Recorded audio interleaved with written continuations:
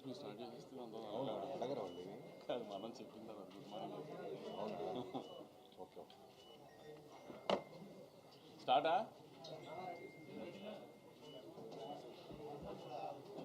Start చేయలేదు take up చాలు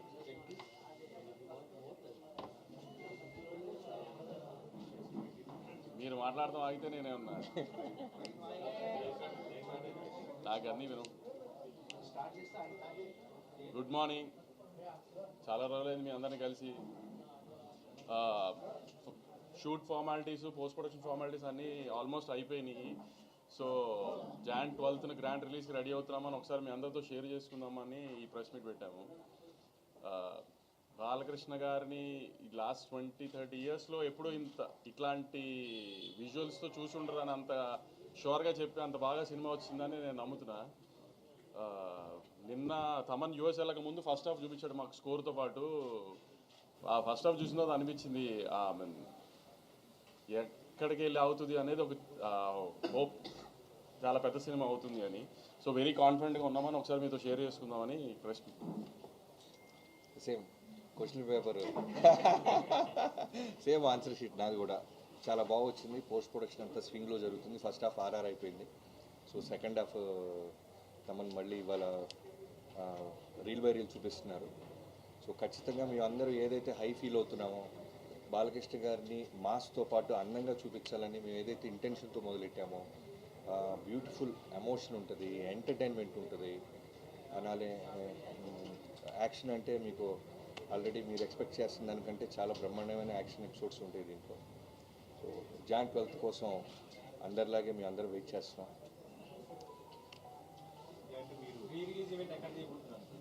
ఆంధ్రాలో అంటే యాక్చువల్లీ 3 ఈవెంట్స్ ప్లాన్ చేశాము ఒకటి ఫస్ట్ జాన్ 2 ట్రైలర్ అనుకుంటున్నాం హైదరాబాద్లో జాన్ 4th యుఎస్ టైమింగ్స్లో యుఎస్లో ఇవి ప్రీ రిలీజ్ ఈవెంట్ చేసి అక్కడ ఒక సాంగ్ లాంచ్ చేద్దామని తర్వాత జాన్ 8th ఆంధ్రాలో ప్రీ రిలీజ్ ఈవెంట్ అంటే ఆంధ్రాలో అంటే మోస్ట్లీ విజయవాడ కానీ మంగళగిరి కానీ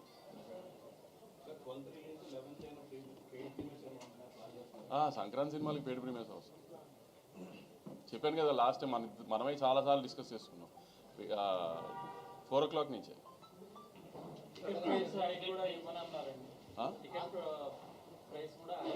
ఎఫ్టీసీ చైర్మన్ గారు అమెరికాలో ఉన్నారు ఆయన దిగిన తర్వాత ముందు ఆయన సినిమా ఉంది ఆయన ఏం తేలుస్తారో తర్వాత సినిమా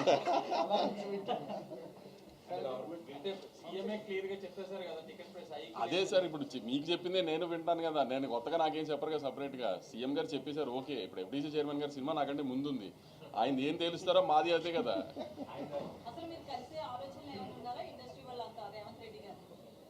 మ్యామ్ అదే అంటున్నాను కదా మ్యామ్ దిల్ రాజు గారు హైదరాబాద్ వచ్చిన తర్వాత ఒకసారి అందరం కలిసి డిసైడ్ చేసి దెన్ ఎలా విల్ టేక్ ఇట్ ఫార్వర్డ్ అనేది చూడాలి ఇంకా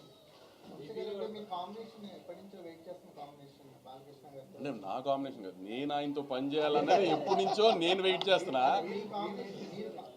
అంటే నాతో కాంబినేషన్ ఏంటి నేను హీరోయిన్ ఏంటి కానీ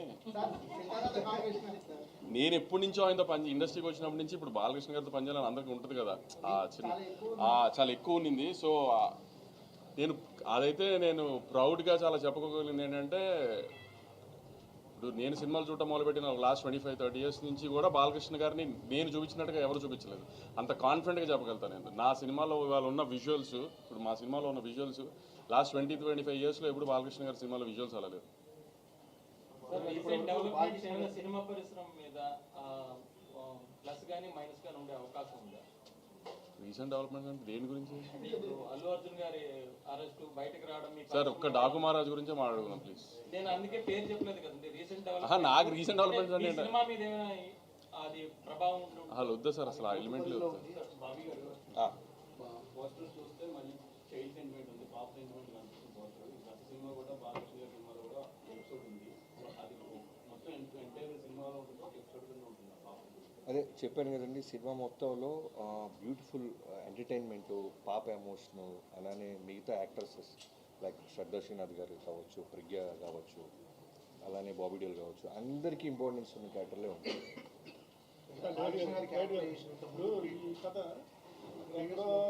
కొండలో కోయలు సొంపలు కథ తెలుగు వాళ్ళకి ఎలా కరెక్ట్ అవుతుంది అసలు విక్రమార్కుడు చూసారా గురుగారు సినిమాలు కూడా అప్పుడు రేంజ్ అప్పుడు మీరు సినిమా చూస్తే ఎక్కడ ప్రాంతంలో జరుగుతుంది, ఎలాంటి ఎమోషన్స్ ఉన్నాయి, మన కథ కథ అనేది మీకు అర్థమైపోతుంది. పార్ట్ 2 ఇది అనుకోవచ్చా? పార్ట్ 1 ముందు చూద్దామండి, తర్వాత పార్ట్ కాగా విక్రమార్క 2 అన్నాడు. మంది పార్ట్ 2 బాలకృష్ణ గారి దీనికి పార్ట్ 2 ఉందా అని.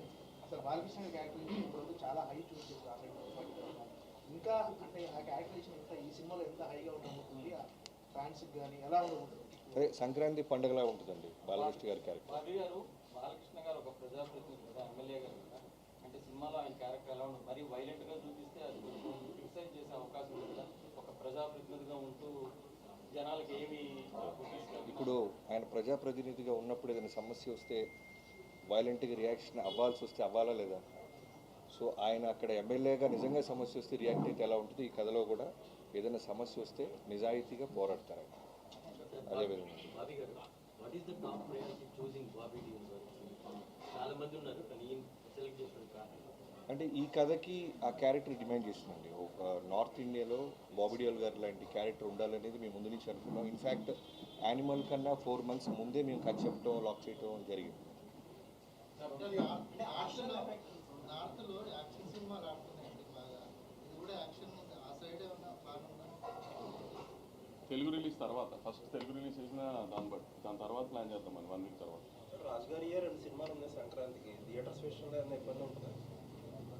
అంటే రాజుగారికి 3 సినిమాలు నైజాం ఆయనే కదా.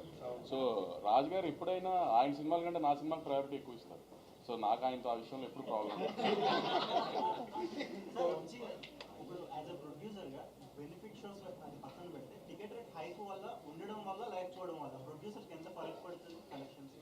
అది ప్రొడ్యూసర్ పాయింట్ ఆఫ్ వ్యూ కాదు. సో ఇప్పుడు ఎప్పుడైనా టికెట్ హైక్ ఎందుకు అడుగుతామంటే బడ్జెట్ మేము అనుకున్న దానికంటే ఎక్కువ అయ్యి ఈ సినిమాకి ఇంత బడ్జెట్ పెడితేనే ఈ సినిమా విజువల్ అలా వస్తుంది అని అనుకున్నప్పుడు కొంచెం ఎక్కువ ఖర్చు పెట్టినప్పుడు అప్పుడు టికెట్ హైక్ అడుగుతాం. ప్రతి సినిమాకి టికెట్ హైక్ అడగం కదా. సో ఏ సినిమాకి ఆ టికెట్ హైక్ అవసరమో అనుకుంటామో ఆ సినిమాకి డెఫినెట్గా అడుగుతాం. అయితే అందులో కూడా స్టార్డమ్ ఉన్న హీరోలకే హైక్ అడగడం జరుగుతుంది. సో ముఖ్యంగా బడ్జెట్ లో హీరోలు ఎక్కువగా తీసుకోవడం వల్ల ఎఫెక్ట్ అవుతుంది అనుకోవచ్చు. అది తగ్గించే ఆలోచనలు ఏమన్నా ఉందా? అది మీరు హీరోలను అడగాలి మేడం. నన్ను అడిగితే నేను ఏం చెప్తాను చెప్పండి. నేను ప్రొడ్యూసర్గా హీరోలు అడిగింది ఇవ్వడం మా బాధ్యత అండి. ఎందుకంటే పోస్టర్ మీద ఉండేది ఆయన. ఇప్పుడు బాలకృష్ణ గారి సినిమా అంటున్నారు, తర్వాత బాబీ సినిమా, తర్వాత సితార సినిమా అంటారు కదా. బాలకృష్ణ గారి సినిమా అన్నప్పుడు హీరో సినిమా కాదు. ఫస్ట్ ఆయన హ్యాపీ చేసిన తర్వాతే కదా ఏదైనా హీరో తర్వాతే కదా ఏదైనా హీరో వల్లనే టికెట్ దిగేది.